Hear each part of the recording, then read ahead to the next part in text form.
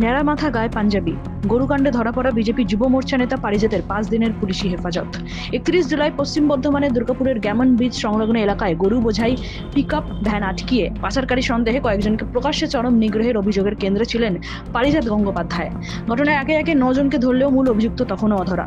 রবিবার রাতে ধানবাদের কাছে শেষমেশ পুলিশের জালে ধরা পড়ে সেই পারিজাত।